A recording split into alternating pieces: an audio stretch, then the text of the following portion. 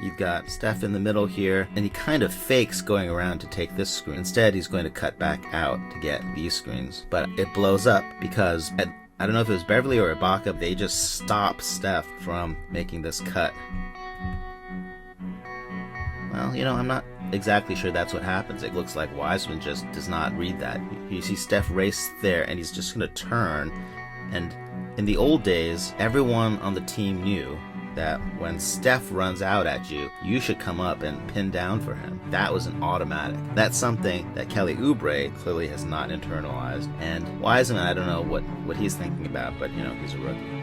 So here's Steph coming out, but Wiseman does not see this at all. He just runs his lane right into Steph. Alright, I gave too much credit to Beverly. So Steph says, alright, I'm not going there. Wiseman is just kind of walking around.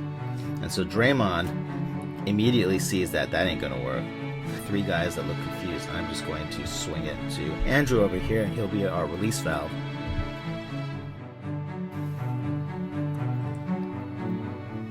Very unpretty, but not exactly Wiggins' fault. I guess he had more time on the shot clock. He could have done something interesting. That is truly awful transition defense. I don't even know what happened there. Or do I? Alright, let's just look real fast. Wiseman tries a sort of weird route to get this rebound, get inside position or something, and it doesn't work. And now he just gets completely beat down the court, and that's going to cause an open layup. High pick and roll. And you can see the difference in how the Clippers are defending this. So last game we saw that if this was Steph, then you'd have his man in his face and the other guy would just meet him right at the screen, and the two of them would force him to give it up. But in this case, Ibaka is way back here in drop coverage, so he's trying to contain Wiggins when he gets by Kawhi. And that is what happens, and then Wiggins bails out because Ibaka rotated to him. This is just a breakdown in the Clippers' defense. They just got confused about who was covering Wiggins because now Kawhi just ended up hanging out with Wiggins, and that means that someone's open, it's Wiseman, and so this is a good time for an alley-oop, and he gets fouled. Very sharp play by Draymond to read that so fast. Okay, we have a high pick and roll. The Warriors were attacking fast, so Wiseman is setting a pretty hard screen on Beverly. Steph will get past him. You've got Ibaka in drop coverage. Part of the complication is that Wiggins is still back here so that his man can rotate to stop Steph, or he can drop behind. I don't really know how they're going to play this. He could do either one. He's kind of stand next to Ibaka. It's like, you have a backup server. Ibaka is here looking at Steph. Beverly is feeling Steph up from behind. And then this guy is waiting for Wiggins. But just in case, he's going to wait here next to Ibaka in case the main Ibaka fails, and then we need a failover. It looks to me like Wiseman is going to break free on this roll, so that's promising. Okay, Steph immediately sees Wiseman is free on the roll.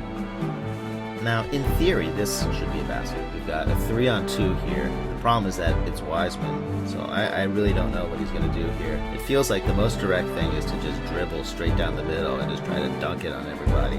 But then the defense is probably, I assume they don't fear Oubre, so this person is a possible person to rotate, but Batum doesn't fear Draymond either. This is kind of the problem with the starting lineup. You have two people on the perimeter that the defense actively want to shoot. And so I don't know what happens. Maybe both of them clobber Wiseman. Yeah, okay, well, both of these guys collapse into the paint, and both of these spot-up shooters are open, and what are you going to do? And this is the fundamental problem with the starting lineup and running pick and roll. This is it in a nutshell. Oh, nice! Alright, Wiseman makes it work. So if those guys had just committed to the Dre and Kelly all-you-can-eat buffet plan, then I think one of them could have stepped in front of Wiseman and taken a charge, but I don't know, they're committed to normal defense or something. So that worked, but against another defense, I don't think that would work. This is interesting. Steph is clearly orchestrating this play. So you still see Steph signaling, saying, hey, so Oubre is going to cut through. Paul George, in theory, is guarding him. I don't know if this is just a mix-up or the ultimate contempt for Oubre, but Oubre is just going to run free, and his man, Paul George, is just going to say, Steph Curry is way more interesting, and Beverly's also just going to hang out with Steph. And Steph, I don't know what he's doing here. Is this despair? He is setting a screen on Paul George. That is definitely happening. In theory, the Clippers have to deal with this. Paul George will probably stay here, and then in theory, Patrick Beverley should go out. But, you know, they really want Oubre to shoot. So, I don't know, Steph, he's just got this kind of body language of, let's just see what happens. Beverley sees this pass is coming across, and he's just going to kind of wander out here. It's a very fine amount of pressure he has to apply, because if he closes out too hard, then Oubre won't take the shot. But if he doesn't close out at all, eventually Oubre is going to hit this shot, and it'll look bad if no one contests this. So it's almost like a compliance closeout. There he is. Yeah, I guess I'll just be in the area. This is head tap here. I did not see them hit the head, but you can see Steph has cut all the way in, and I think he's going to set a side screen. Wiggins can go to post up, or he can zipper up to the top. So usually Steph has to set a screen, and that will force the switch to happen, where Beverley will then switch to Wiggins and Kawhi will switch to Steph. But it's kind of like a gentleman's agreement. They said, okay, there's no need to fight this out. We'll just voluntarily switch. There's no need for violence, my friends. So now Wiggins is trying to get the entry pass from Oubre, which is a pretty scary situation. I really do not want to dump on Oubre, but he's definitely in his head, and I'm not at all convinced that this entry pass to Wiggins is going to do nicely, because Beverley is very tenacious. Wiggins has sealed him off on this side, and so in theory, a little lob pass should work, but... Oh, okay, so in the background we have shark music. Batum can sense that there is a lob coming, so he's coming from the backside to try to disrupt this. Nope, Beverley just knocks. He didn't even need Batum. But it was nice for Batum to hang out, just in case Beverley missed that. Ugh. Yuck. I don't know. All of the bad shooting from Oubre, I feel like is forgivable. Oubre has the track record of being able to hit the shots. But that kind of bad, simple entry pass just feels really bad. That kind of turnover and the stepping back out of bounds, those unforced errors just really, really hurt. This is one of those sets that I've been calling horns short, where you have horns, corners, elbows, top, and then there's an entry to this elbow. So the elbow does step out here. This is being contested really heavily by the Clippers, just trying to disrupt this entry pass. They really disrupt the heck out of it. And now what are we going to do? The play is blown up. In fact, I think Wiseman stepped out of bounds. That is really good defense. Okay, so Looney is coming over here to set this back screen on Beverley, and it looks like Steph is going to go this way, and Beverley is going to get really hung up on the screen. He's taken by surprise, and he thinks Steph is coming this way, so he's going to just scramble to try to get back to Steph, who is, in theory, coming around like this. So Steph says, no, I will not do that thing. I'm going to just step out here. You go ahead and meet me at the pass.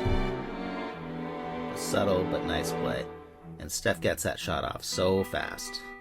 Starts innocently enough. We have Looney coming to set a screen for Steph and the quick high pick and roll. And Paul George immediately says, nuh-uh, I'm just going to preemptively step around here and trap you. Kawhi's going to come over here. Must not be a good feeling to be trapped by two of the best defenders in the league. So this is a kind of soft trap. They're just shadowing him. So Steph is definitely feeling a whole phalanx here of defenders. We've got Paul George on him. We have Kawhi on him.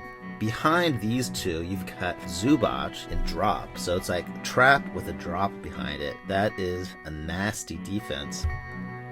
Oh, okay. Oubre finally has showed up. And so Steph has just turned this into a wing ISO. I think he's hoping that Looney will come set a screen. No, he's just ISOing Kawhi, which is not good. Kawhi almost gets the ball. Steph seems really frustrated at this point.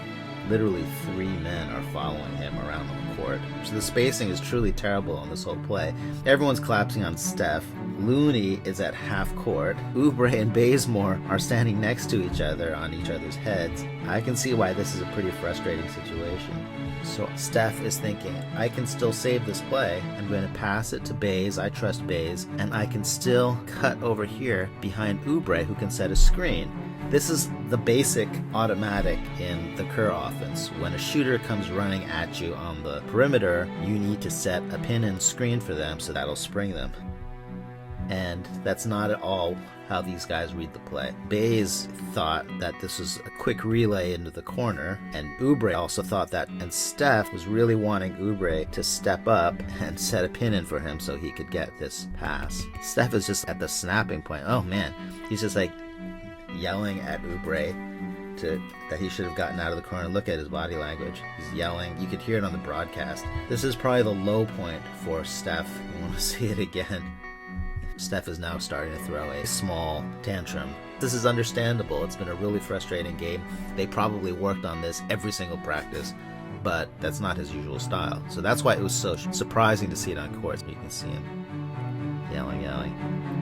And then down the court, when you see him on the other side, he's turning around in frustration. He yells really loud, something that probably his mama is going to fine him for. So from what we've seen, this game does not look promising at all.